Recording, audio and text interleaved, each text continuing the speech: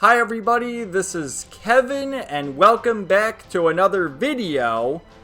Once again, sharing my continued thoughts on Fate Grand Order with the Part 2 Prologue, Cosmos in the Lostbelt, which I believe that's from now on, instead of being called singularities and pseudo-singularities, they're called Lostbelts.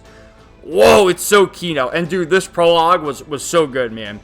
And, like, I had a lot of questions going into the Part 2 Prologue. Some answers, but after finishing this, even more questions, which, you know, if there's spoilers, don't answer those questions, because I'm sure I'll find out as I keep playing through the game, but I'm just letting you know. And, man, can we say he's a returning character? But, yeah, in a sense, there's a returning character from a previous Fate series that shows up here, and it's like, what's he doing here? I thought for a second they'd reveal him as a servant, but they said, oh, it's his real name. But I'm like, whoa, that's so cool. So, yeah, I love Fate Grand Order.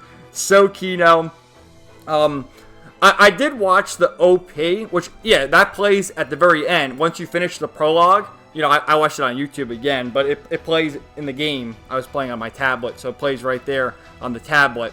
Which I guess there's kind of spoilers there with some of the servants they show, but, you know, it's all good. So that's where I got this image of Miss Mash smiling, though she isn't smiling much in the prologue, which is kind of sad, because I love Miss Mash. She's my favorite Kohai. But let's get right to it. I should also mention, too, obviously there'll be spoilers in this video, but with you know, Prologue December 26, 2019, I'm playing the North American version, which is 2 years behind the Japanese version, and I'm pretty sure the Japanese timeline takes place in 2017. So, just for those who care about that. And I'm pretty sure with the timeline, the way things add up, it's been a year since the final singularity, since Part 1, so that means the Epic Remnant took like a canon year, and now we're at the end of 2019, moving to 2020, and we have Part 2! So, obviously, spoilers, if you haven't played this game, or, you know, just want to listen to my ramblings, keep watching, I guess, but, you know, lots of spoilers here. So, it starts right away with our dear Fooing into Miss Mash's room, and, you know, we get to celebrate for Christmas, which is funny, I'm recording this in December. I don't know when it's going to go up. It's probably not going to go up until, like, January, because I'm trying to space these videos out and have a backlog, but, yeah, it's around the same time IRL, except a few years later in 2025. But, you know, I always love the Miss Mash scenes. And, you know, we get a little recap from Da Vinci over in Chaldea after solving the final singularity, defeating Goetia, and all the demon gods. Though some of the demon god pillars got away, which we resolved the issues in the Epic of Remnant, we have finally restored humanity. So, all's well that ends well. We have our dear Sherlock Holmes, which Sherlock Holmes, if I remember correctly, shows up in the 6th singularity in Camelot. And it's so cool how, like, that late in the story, is it really that late? I mean, it's just Part 1. But at that point in the story, Sherlock Holmes comes up, and he's been a pivotal character ever since, especially in the first pseudo-singularity in Shinjuku. He was awesome there. So we meet this other character named Gordolf, who shows up, and he's now taking command of Chaldea now that the final order, the remnant order has concluded. We have Gordolf from the Mages Society and the Mages, and I don't know if they mentioned Clock Tower, but they mentioned the other mages and all this other stuff and the inner workings, and you actually get the reveal later on where exactly Chaldea is. Like, you see over here, you know, it's the snowy mountains where could it take place? Well, we get the reveal where it is soon enough. So this goofy guy, who looks like the way he's holding his hand, he could be holding a cigar there. He just shows up, and right behind him, within the next panel, you get the armed guards, and no more Mr. Nice Guy. Much as I hate to do so, I will be taking all of you into custody immediately. So right away, you think we saved the world, but it turns out that we're being treated... You know, we saved the world here. How many times? And we're being treated like the villains. So we're being put into custody. And the next slide I have here, I couldn't believe it when I was first playing through this part here, the Part 2 Prologue, when this character showed up. I'm like, how is this even possible? So we'll get right to it. We see Kirei Kotomine in the flesh, and it's not like he's a servant or anything. Right here, pleased to make your acquaintance. My name is Kotomine Kire. There he is! It's like, dude, Kire Kotomine's here! What is going on? And I couldn't believe it. It was just it's shocking to me. We also meet Koyenskaya, which, in a way, I've sort of been spoiled on her. Like, she's obviously a villain right now. Maybe she turns good. I'm not really too sure. But when you do, missions, whether it's the daily missions, story missions, you can always select support servants. There's an assassin class servant named... There's two of them, actually. There's Koyenskaya of Light and Koyenskaya of Dark. That's her. I don't know. I think that's the dark one. They're like inverted. Where like Koyenskaya of Dark is the light one, and Koyenskaya of Light is the dark one or something. So, but there's two Koyenskayas. So she shows up and she's working with Gordolf and Kire Kotomine. And what happens is they mention this a lot in the other story segments early on in the prologue, and also during the final singularity, and obviously again with part 2, is, the main character, whoever you choose, Fujimura, whether it's the boy or the girl, he's like the only surviving one, but there's also a bunch of other mages that they put on ice, and in particular, they mention there's the A group, or the A team, and there's 7 other mages, the more skilled mages that were put on ice, and that's what this group here, Gordolf, Koyenskaya, and Kire Kotomine, not only are they trying to seize Chaldea, but they're trying to get these mages as well. And with the help of Da Vinci, she opens the pods where they've been frozen in time, I guess in a coma, for the past year or two that the game's taken place. And when they open them, they're all gone. They're all empty. And they do mention all their names. But I guess didn't feel the need to throw it in the slideshow presentation here of all the names, because they kind of have some wacky names. I don't honestly remember any of them, though during the OP, it showed all of them. Like, it showed them all. So they're all really important characters, and I hazard a guess if, we're in the Cosmos and the Lostbelt now, and there's 7 masters. So what if there's 7 Lostbelts, and each of the masters made their way to the Lostbelt, and they're involved in the story there? That's my theory. So, we'll have to see about that. We have Chaldea, the lens, Sheba, is shutting down, and you see there's a crack in it. So everyone's in a panic. We see more of the Chaldea staff, which you always heard the staff talking back and forth with Dr. Roman, Dr. Romani, Da Vinci, and the others, but they never really showed them. They showed some of them here, and they're the same models that you see like in the different anime adaptations, in particular Absolute Demonic Front Babylonia, the 7th singularity. Look, there's one of them right there. So as all this is going down, not only do we have Gordolf, along with his associates with the guns, Koyenskaya, Kire, Kotomine, but there's also more intruders, and the Chaldea staff lets us know right here. Intruders! I'm picking up magical energy signals at the front gate, Gate 3, and Gate 6. And we see this woman here.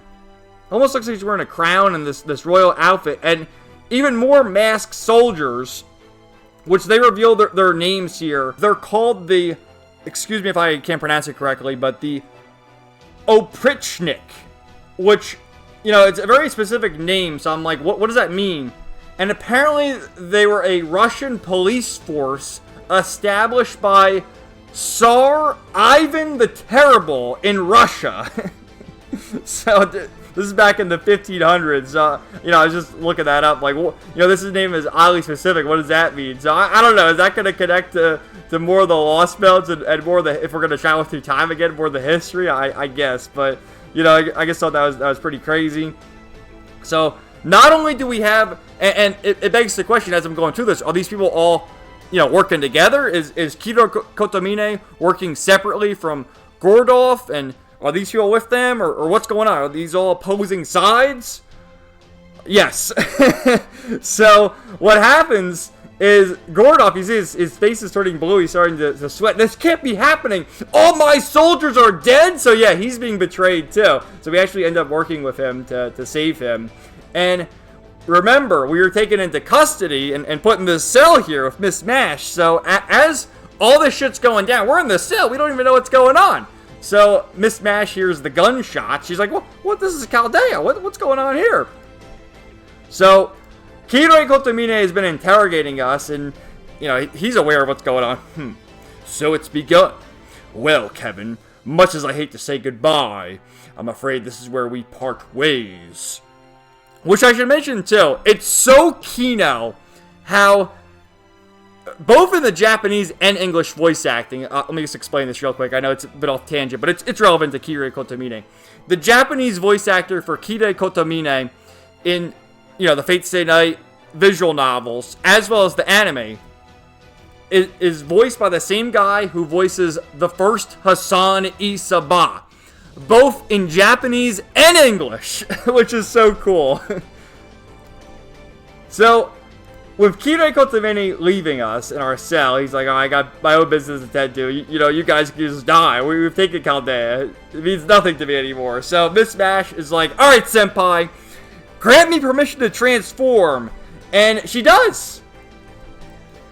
She brings up the fact that she's just been the navigator for the past year, helping in the Epic of Remnant, which is, I brought this up a million times in my Epic of Remnant videos. Like, what's going to be the point where Mash helps out in battle again? Because I always find it kind of funny in the main story, you know, Mash is no longer relevant, but you still have her as a unit. Like, I can use her in the daily quests and events and stuff like that, and she's a great unit. She's so good. I love how her unit starts off as a 3-star, then she turns into a 4-star, and she gets more powerful with the invincibility and her Noble Phantasm. So good.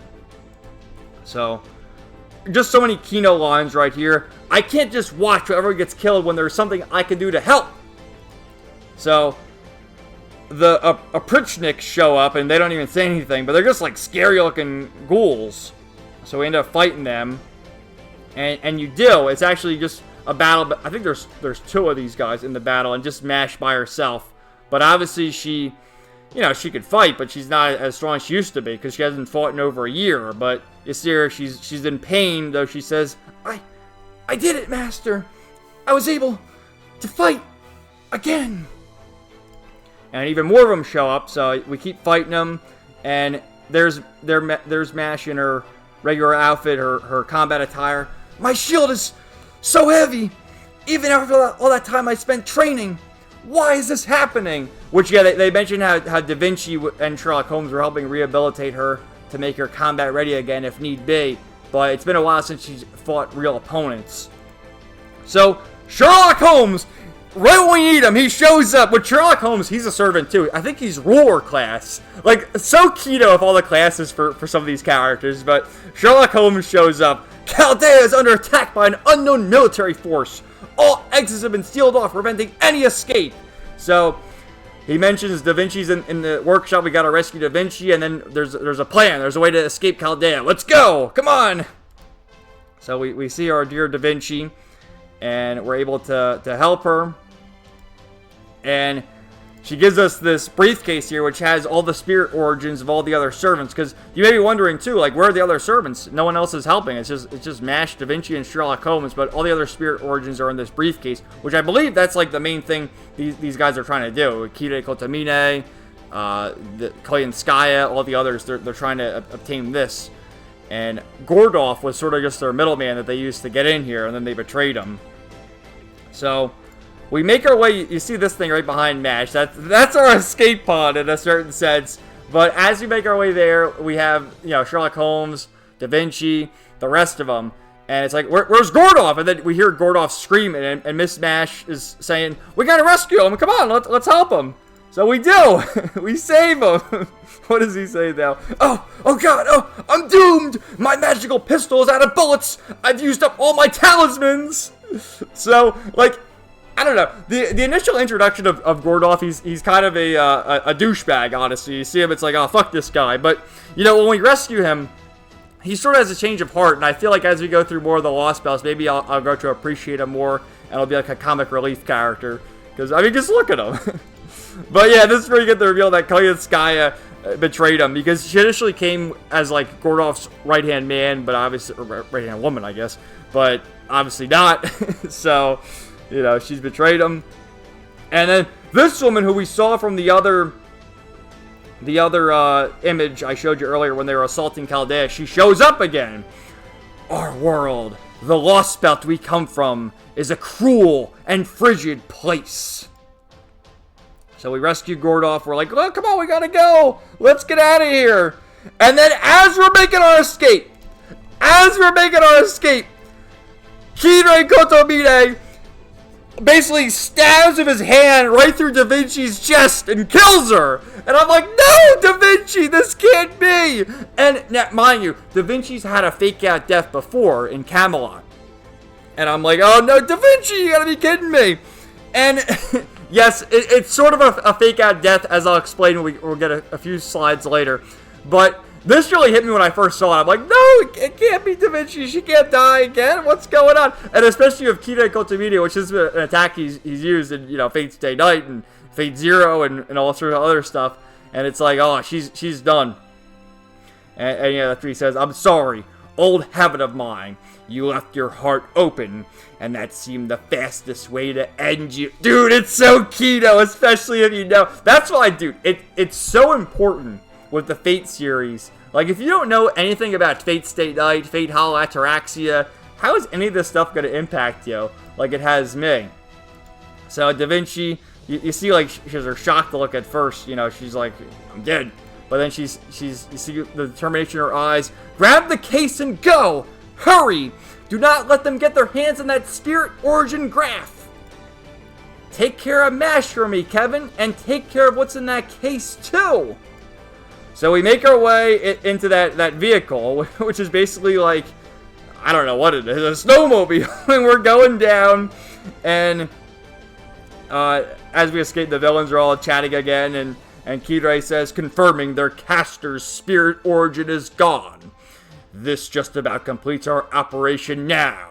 But, and as he's talking, I mentioned before, Da Vinci sort of had a fake out death. We have Lolly Da Vinci showing up. There she is. Oh my god. I'm okay with this, honestly, because as she explains, it's a new spirit origin and she's a new class. Da Vinci, as regular Da Vinci, is a caster class, and this Da Vinci, Lolly Da Vinci, is rider class. So, and we've seen other servants have different classes and that whole thing. So I'm okay with that. But I almost wish they waited for this to, the next story arc. Like, let us mourn Da Vinci's death instead of 5 minutes later, she's back already. Can you understand where I'm coming from with that?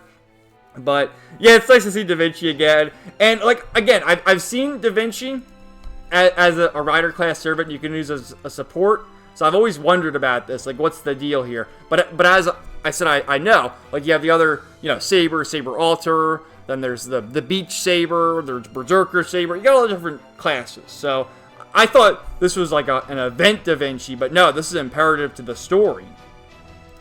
So this is the reveal that Chaldea is in Antarctica. We're in Antarctica. We're close to Agartha. We're going there. We're going back. So as this is all going down, there's 7 lights in the sky here, which, again, I think connects to the fact that there's the 7 Masters and probably 7 Lostbelts.